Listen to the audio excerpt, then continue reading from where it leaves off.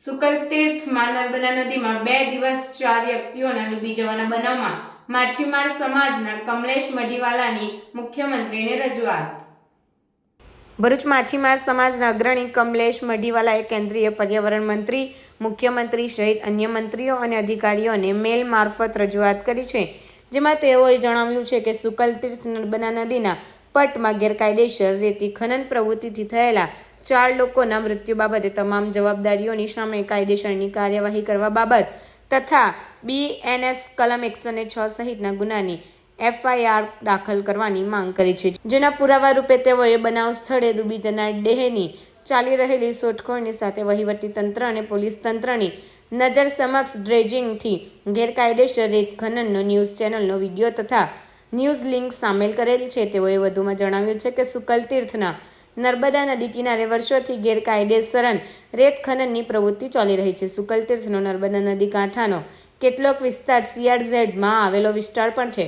નર્મદા નદીના વહેણમાંથી ડ્રેજિંગ મશીનો વડે રેત ખનન કરવાની પ્રવૃત્તિ ગેરકાયદેસરની હોવા છતાં વહીવટી તંત્ર અને પોલીસ તંત્રની નજર સામે અને રહેમ નજરે વર્ષોથી આ વિસ્તારમાં ગેરકાયદેસરની રેત ખનનની પ્રવૃત્તિ ચાલી રહેલી છે।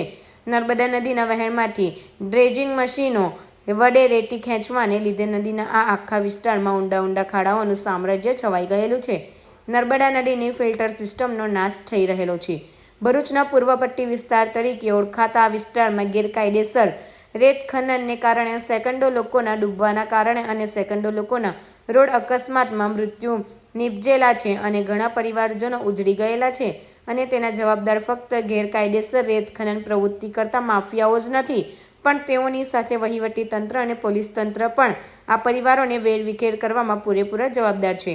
કાયદાની પરિભાષામાં આ આકસ્મિક મૃત્યુ કહી શકાય, પણ નૈતિકતાની દ્રષ્ટિએ જોઈએ તો આ ગેરકાયદેસર રેત ખનન પ્રવૃત્તિ કરનાર ટોળકીઓના સભ્યો અને જવાબદાર વહીવટી તંત્ર, પોલીસ તંત્રને જ ડૂબી જનાર લોકોનું મૃત્યુ નિપજાવેલો હોવાનું કહી શકાય છે। તેનું કારણ છે કે આ વિસ્તારમાં ગેરકાયદેસર રેત ખનન પ્રવૃત્તિની સામે ઘણી ફરિયાદો ઉઠેલી છે અને લેખિત ફરિયાદો પણ વહીવટી તંત્ર સમક્ષ રજૂ થયેલી છે। ભરૂચના સાંસદ મનસુખ વસાવાએ પણ નીચેની ઉપર સુધી હપ્તા જતા હોવાના અને રાજકીય આગેવાનોની ભાગીદારી હોવાના આક્ષેપો ગેરકાયદેસર રેત ખનનને લઈને જવાબદાર વહીવટી તંત્ર અને પોલીસ તંત્ર પર કર્યા હતા અને તે સાચા જ હતા તેવું પણ પ્રસ્થાપિત થયું હતું, કારણ કે તેઓ ખોટા હોવા સંબંધી સાંસદ સામે કોઈપણ જવાબદાર વહીવટી તંત્ર કે પોલીસ તંત્ર તરફથી કોઈ જવાબ કે ફરિયાદ થયેલી ન હતી અને પ્રસ્થાપિત થયું હતું। તેથી સુકલતીર્થ મુકામે નર્મદા નદીના પટમાં ગેરકાયદેસર રીતે ખનન પ્રવૃત્તિથી થયેલા 4 લોકોના ડૂબી જવાના મૃત્યુ સંબંધી બનાવ સ્થળની આસપાસ રેત ખનન પ્રવૃત્તિ કરનાર ટોળકીઓના તમામ સભ્યો સામે BNS કલમ 106 સહિતના ગુનાની FIR દાખલ કરવામાં આવે। જવાબદાર ખાણ ખનીજ કચેરી ભરૂચના અધિકારીઓ, ભરૂચ વહીવટી તંત્રના જવાબદાર અધિકારીઓ તથા જવાબદાર પોલીસ તંત્રના અધિકારીઓ સામે પણ BNS કલમ 106 સહિતના ગુનાની FIR દાખલ કરવામાં આવે અને જવાબદારો સામે ખાતાકીય કાર્યવાહી કરવામાં આવે અને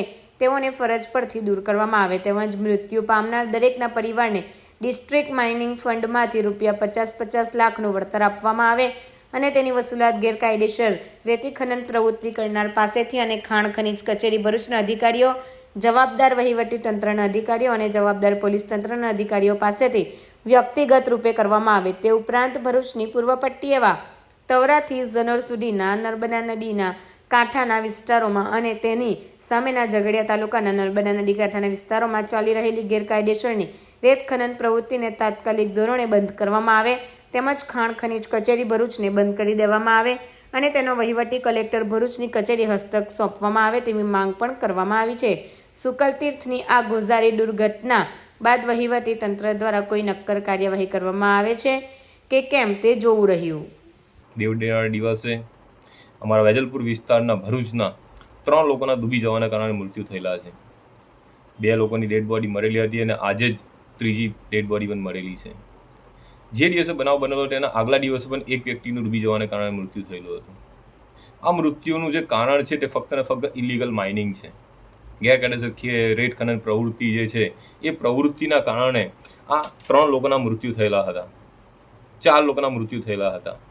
આ ગેરકાયદેસર પ્રવૃત્તિ જે ઇલીગલ માઇનિંગની પ્રવૃત્તિ કરનાર છે તે ફક્ત ને ફક્ત ગેરકાયદેસર રેત ખનન પ્રવૃત્તિ કરનાર તેના સંચાલકો જ નહીં, પણ તેની સાથે સાથે ખાણ ખનીજ કચેરીના અધિકારીઓ, પોલીસ તંત્ર અને વહીવટીતંત્ર પણ જવાબદાર છે. અને તેવું સ્પષ્ટપણે અમારું માનવું છે, કારણ કે તે અધિકારીઓએ જો ગેરકાયદેસર રેત ખનનની પ્રવૃત્તિ અટકાવેલી હોત તો આવો બનાવ બનેલો ન હોત. ગેરકાયદેસર ખનન પ્રવૃત્તિની પણ કોઈ મર્યાદા હોય.